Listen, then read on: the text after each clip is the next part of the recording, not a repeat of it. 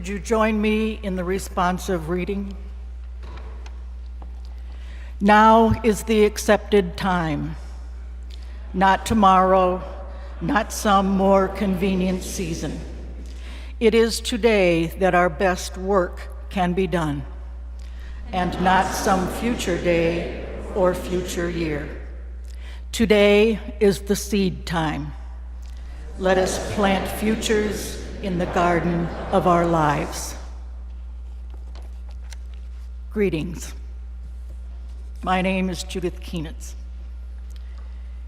In 1996, I gave a student in my public speaking class a little self-help book that had a small section on tips for dealing with speech anxiety.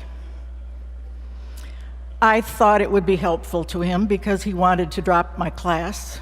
He was very bright, and he was genuinely speech anxious. The book's title, Yes, You Can. I should have known better.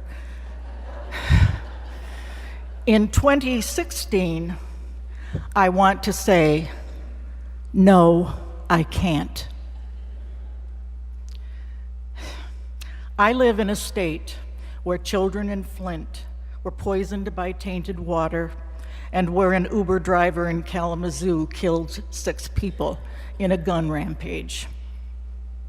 I live in a nation where hate crimes are up 14%, and greedy oligarchs are destroying public education, where overzealous, power-hungry politicians cannot articulate the Constitution, the Establishment Clause, or the separation of state and church, where hate speech, incivility, and narcissism are acceptable behavior modes in a digitally drenched selfies culture. I live in a world where refugees die or are killed trying to get to freedom, and where pandemics, natural disasters, human trafficking, starvation, and drought are too often just blips on a screen. In 2016, I want to say, no, I can't. I feel despair.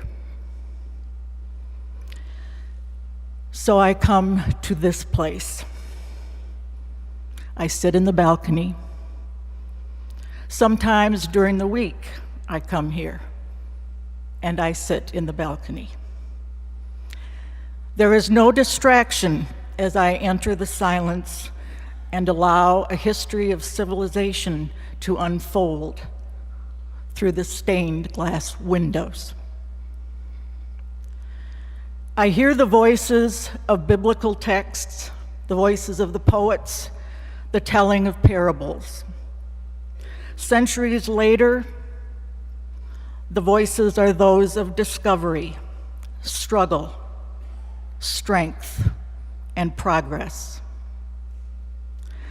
I hear the supernatural and the natural, superstition and myth, reason and science, the religious and the non-religious. I see and hear the voices of wisdom, faith, service, and freedom. The teachers and philosophers, Socrates, Plato, Erasmus, the scientists, Pasteur, Darwin, Galileo, the leaders, Luther, Williams, Jefferson, Lincoln, and the nameless human beings who were the voices of struggle and courage, the workers, the laborers, the slave, the nurse.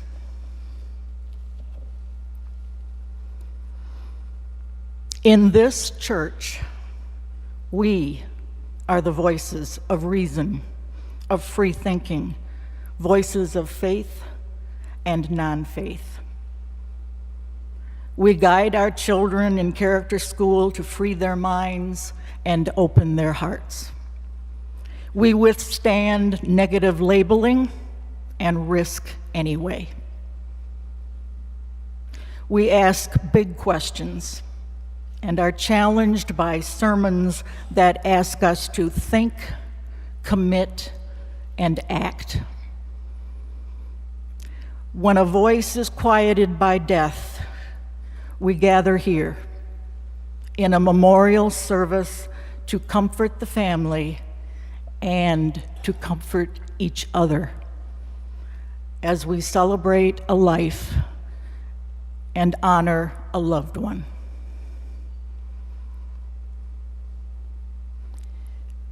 When the state and the nation and the world offer despair, I come to this place to recall the voices and lives of the past and to hear your voices of compassion and decency. And I am renewed.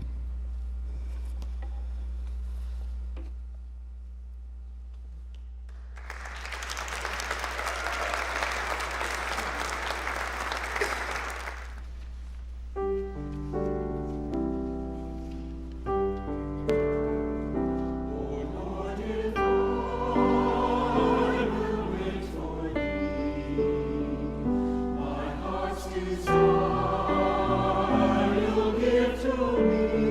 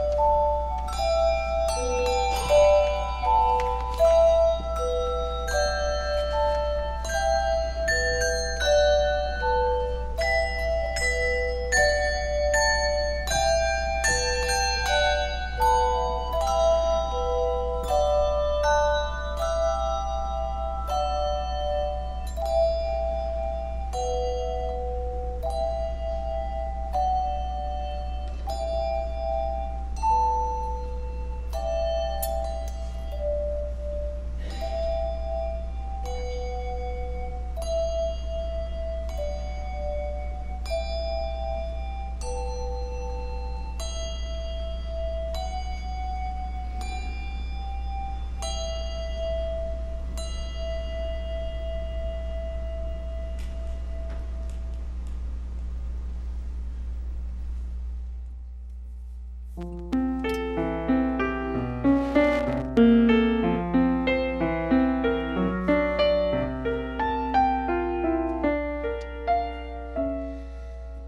met, of all places, in front of Gristedes, some freakishly cold winter's day. I had on several unflattering layers of wool. He slipped on the ice with his grocery bags full. So I rescued some Fruit Loops he dropped by the curb, and he made some remark that my smile was superb. I thought that was sweet, and I started to go when he said, "Hey, what you doing tomorrow? Because I'll be here at the corner of Bleecker and Mercer tomorrow at 7. If you want to meet up, I'll be waiting right here. And in case there are two fellas waiting for you, my name's John." He waved, and then he was gone.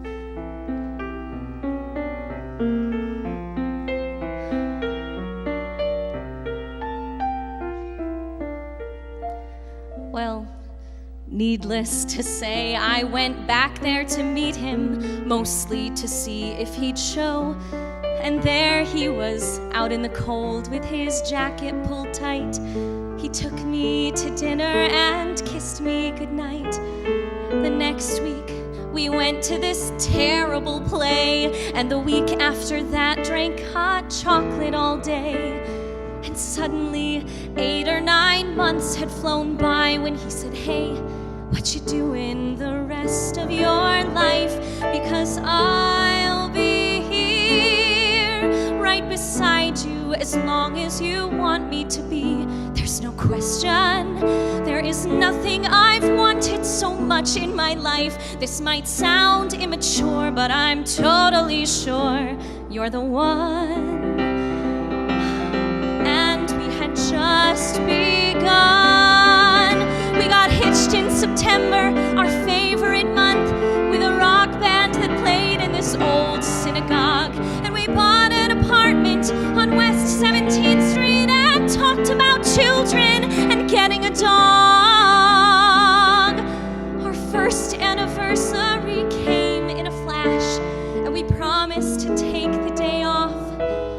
He had to stop in to his office that morning, and so I went walking uptown to this bakery I know, when I heard on the street what I thought was a joke, till I noticed the sirens and saw all the smoke. So I'm running back home with this feeling of dread, to the voicemail he left with the last words he said.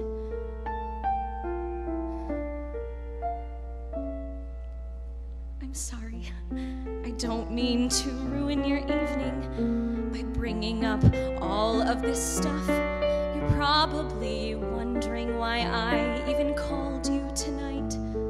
Well, today something happened that spooked me all right. I saw this storm cloud of papers fall down from the sky, and I thought of that day, and I started to cry.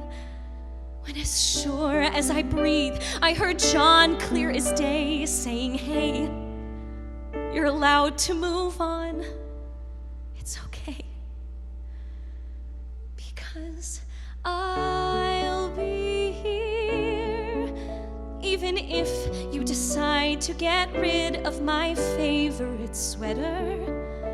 Even if you go out on my birthday this year, instead of sitting at home letting all of life's moments pass by. You don't have to cry, because I'll be here when you start going back to the places we went to together. When you take off my ring and you let yourself smile. When you meet someone handsome and patient and true. When he says that he wants to be married to you. When you call him one night and he meets you downtown and you finally answer him yes.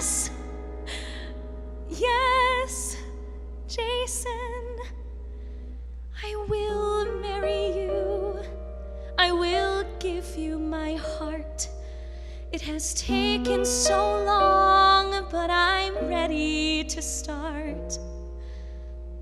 Right now, John's whispering congrats in my ear, because I finally let myself tell you that I will be here.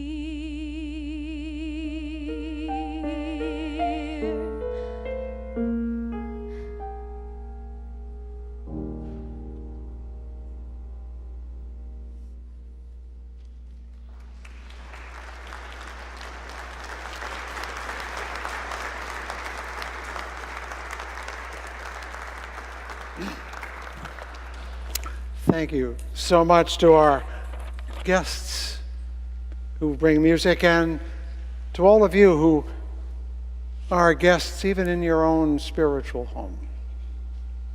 A pair of passages to begin our thoughts this morning. The first one comes from what is called the first book of Kings, part of the writings of the Jewish tradition, a portion that was read in the synagogue this past week.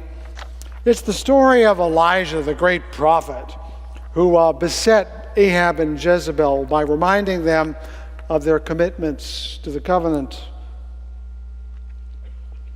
Then Elijah took 12 stones corresponding to the number of the tribes, and with the stones he built an altar in the name of God, and he laid out the wood, and he cut up the bull, and he laid it on the wood, and he said, "Fill 4 jars of water and pour it over the offering and over the wood." Then he said, "Do it a second time," and they did it a second time. "Do it a third time," he said, and they did it a third time. The water ran down around the altar and even into the trench that was filled with water. When it was time to present the offering, the prophet Elijah came forward and said, "O Lord God of Abraham, Isaac, and Israel, let it be known today that you are God in Israel, and that I am your servant, and that I have done all these things at your bidding. Answer me, God, answer me, that this people may know that you are God, for you have turned their hearts backward." Then fire from the Lord descended and consumed the burnt offering, the wood, and the stones and the earth, and it licked up the water that was in the trench. A second passage, this one from Phyllis Wheatley, whom you may or may not know. Phyllis Wheatley was born in Africa in 1753 and was brought to America as an enslaved person in 1760. She was born actually on this day. And later on in life, as a young woman, she was, in addition to being enslaved, the first woman and the first black person in European America to be published as a poet. She has a volume of poetry, one of the earliest books written in the American colonies. Among them are these, her thoughts on the experience of being enslaved. You should remember that this is 17-something, so it's a rather formal-sounding poem. Her words: "'Twas mercy brought me from my pagan land, taught my benighted soul to understand that there's a God and there's a Savior too. Once I redemption neither sought nor knew. Some view our sable race with scornful eye. Their color is diabolic dye. Remember, Christians, Negroes black as Cain may be refined and yet join the angelic train." I share this because, as ever, black lives matter. If you'd like one of these for your front yard, talk to me. I have plenty in the office.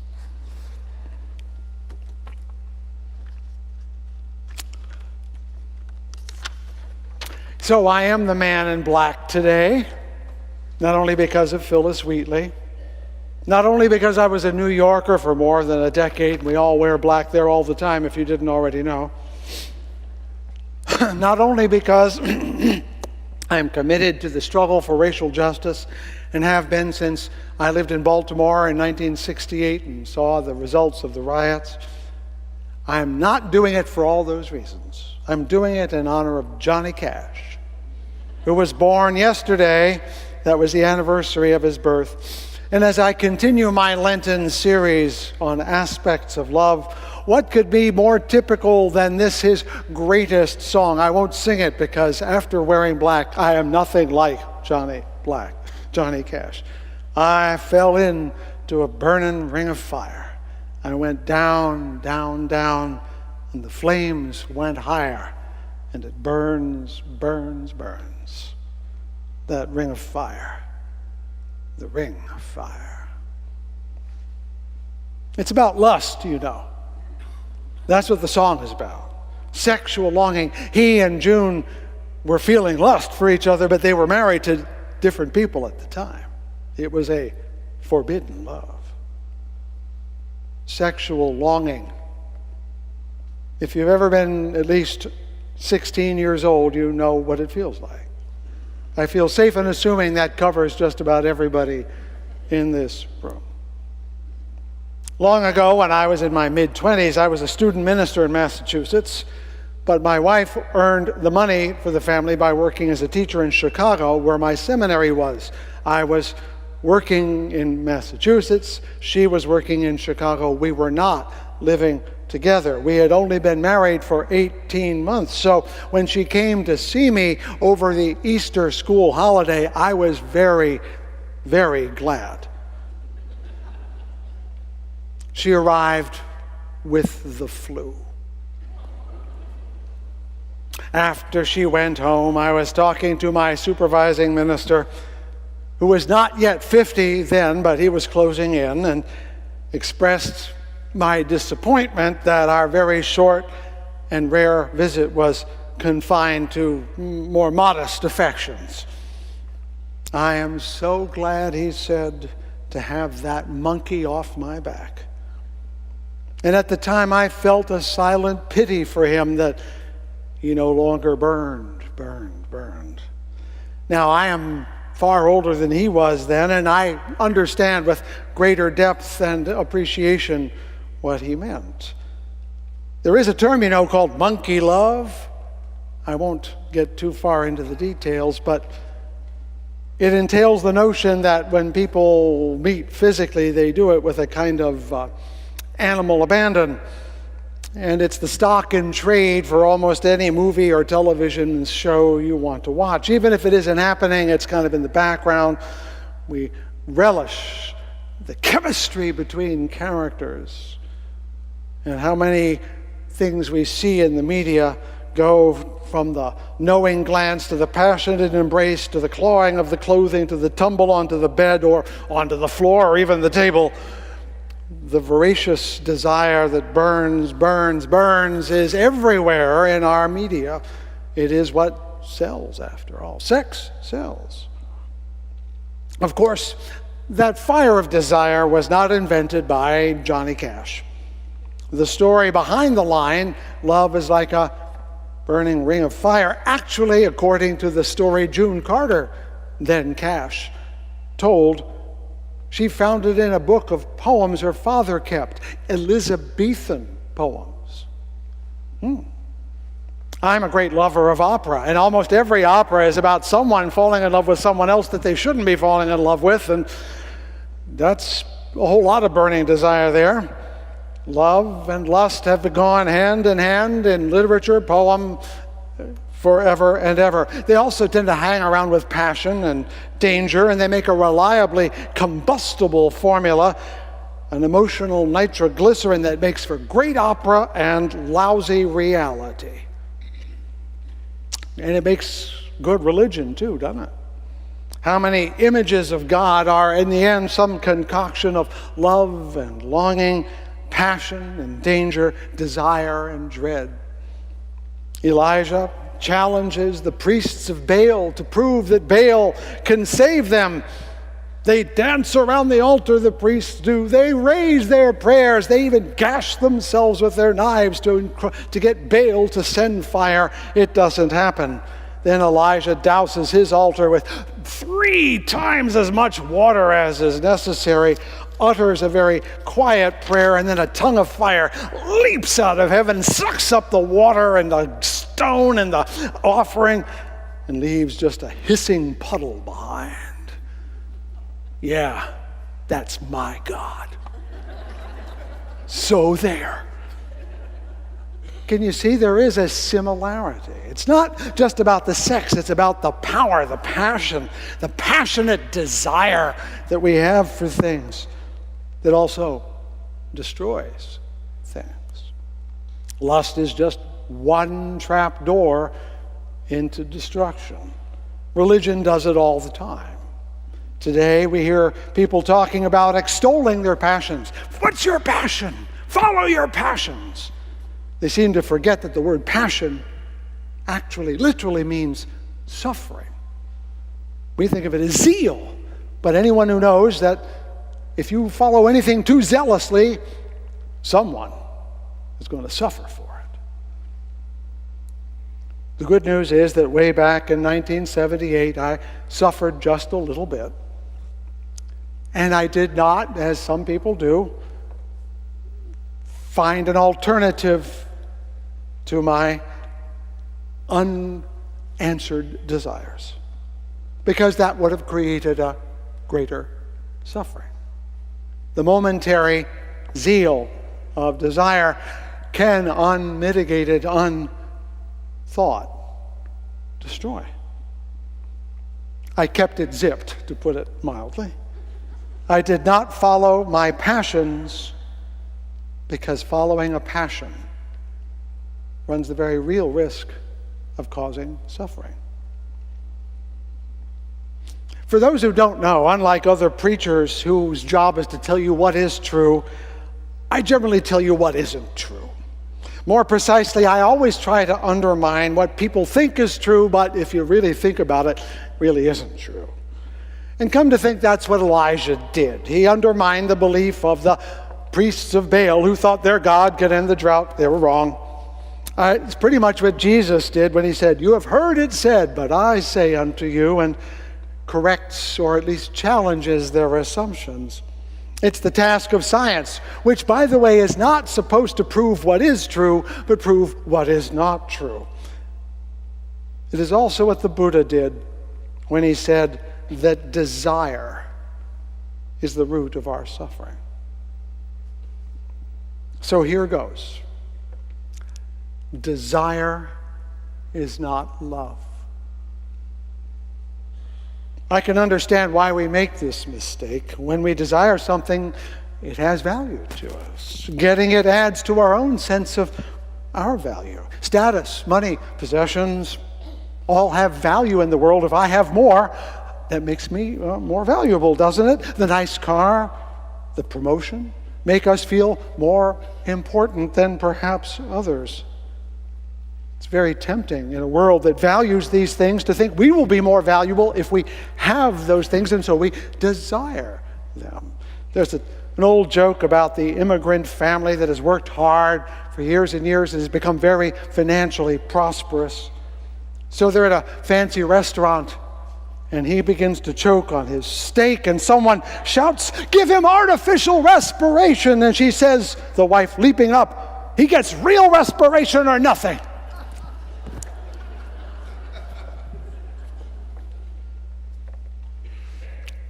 Let's turn back to lust, shall we? A desire that is not for a thing, but for a person, that is both emotional and physical. And we can see how easily it is mistaken for love. Our bodies feel this desire. It's not just wanting to have something because someone else does or doesn't. We actually feel it like hunger or thirst, and like food or drink, it feels almost essential to being alive. We don't simply want sex, we sometimes almost need it. But what we desire in this case is another person. And so sexual desire becomes an emotional desire, a sense that this person will make us more valuable, even more complete. That feeling, the desire for something to make us complete, is why lust is not love. Desire is always about wanting to get something, having, holding, owning. And passionate desire, the kind we see in the movies and hear about in songs, although that song wasn't that way, so thank you for that, has at its core, all of that passionate desire has at its core a pain that we think the desire will soothe. We want to have something because we feel less. We feel without. And when you think about it, what could be less loving than to want something for you? Want someone for you? What could be more destructive than to have a person just for you? That cannot possibly be love, can it? But we live surrounded by images of love that are not love, of ideas of love that are not love. Last week I said that the Beatles were wrong. Love is not all you need. We like the song though, and we would certainly want it to be true, but liking and wanting something to be true does not actually make it so. If all the polls said that love is all you need, that would not make it so, would it? Just the same way that even if all the polls said we all thought the earth was flat, does not make it flat. Or if all the polls said that all the people thought that climate change wasn't real, wouldn't make it false, would it? And even all the polls that, like Donald Trump, does not prove that he is suited to be the United States president. Agreeing with an idea does not make it true. It just means there are a lot of people who don't know what they're talking about. So let us not let the crowd define the truth. But it's hard not to, because we all want to be part of the crowd, or at least not isolated. So it's hard to stand apart about an issue or even about love. I just read a novel, Hermann Hesse's novel Siddhartha, which is a parable of India. Having been there recently, it was a good coda to my experience. And it's informed my thoughts this week, and it helped me a great deal. The novel reminded me of the entangling power of desire, how it reflects and even amplifies our sense that somehow we all lack something and are hungry for whatever that missing thing is.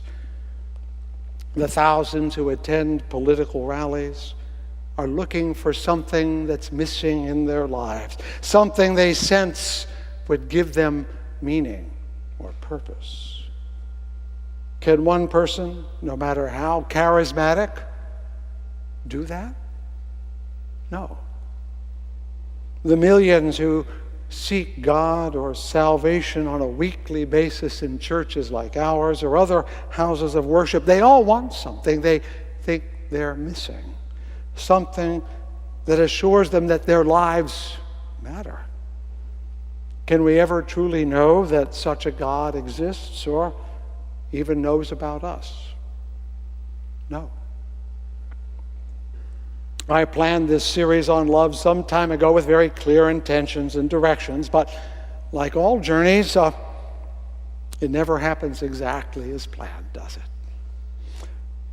The poet Muhammad Iqbal writes, "Where in our hearts is that burning desire? Whence comes that drive in us?" That's what I've tried to lift up today, this notion that we are driven by desire because we sense something is missing in us and we go in search of it to give us a sense of wholeness, completeness, of belonging. I did not end up where I expected, because when you allow yourself to go on those journeys, you have to follow the trail that exists, not the one you saw on the map. None of the things out there can fill what is missing in here. We all know that. Nothing out there, not a spouse, not our children, not our job, not our work, not our status, not our longing for success, not our hope for vindication. Nothing can actually fill the space that you feel is empty there. And that sounds like a recipe for despair. Does this mean I will feel empty forever? Well, perhaps, yes, but maybe we can look at it differently. Maybe you're not actually missing anything. Not that there isn't an empty space in you, but that hollow place isn't something that you were supposed to fill. Maybe it's a room into which something else can find sanctuary. Maybe it's a place for caring and sheltering.